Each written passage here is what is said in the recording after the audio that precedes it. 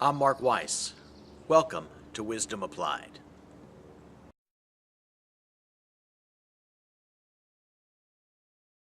You're very likely familiar with the term military-industrial complex, a concept used to refer to relationships between legislators, the armed forces, and the defense industry sector.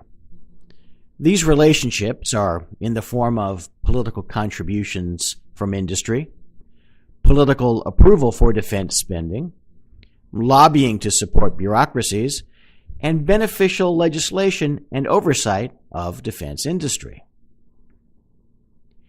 Thanks to the increased role of compliance laws turning on the issue of fair market valuation and the increasing trend of hospital physician alignment, whether by way of practice acquisitions, ACOs, physician employment, or otherwise, the relationship between, on the one hand, hospitals and health systems, the large purchasers of valuation services, and, on the other hand, the large valuation consulting firms selling those services has tightened. Hospitals and their executives rely on valuation opinions to avoid prosecution for violating the law, and they're willing to pay for that defensive opinion.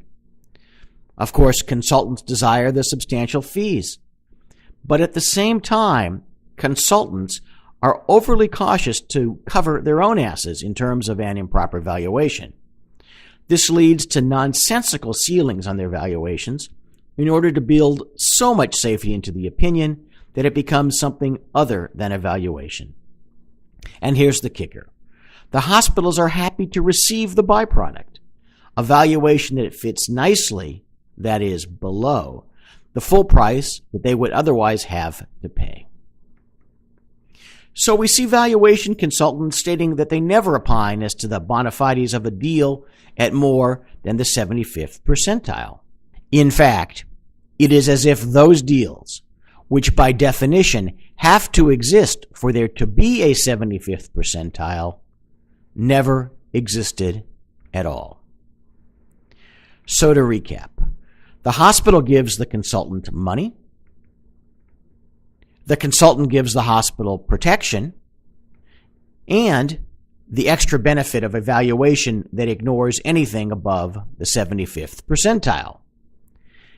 And as if that's not bad enough, let's see how this plays out.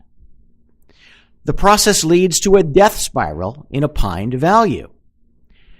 For example, for some specialty, let's say cardiac surgery, the 75th percentile of compensation pulled from averaging national surveys is X dollars for 2011. As a result, hospitals begin to pay no more than X dollars in 2011 due to the limits placed on them by valuation opinions. Within a year or two, due to the lowering of compensation to what was the 75th percentile, new surveys see the X dollar amount as being toward the top of the compensation range. Once those surveys are relied upon by valuation consultants, they have to opine that the 75th percentile is now lower than X dollars. It's X minus Y.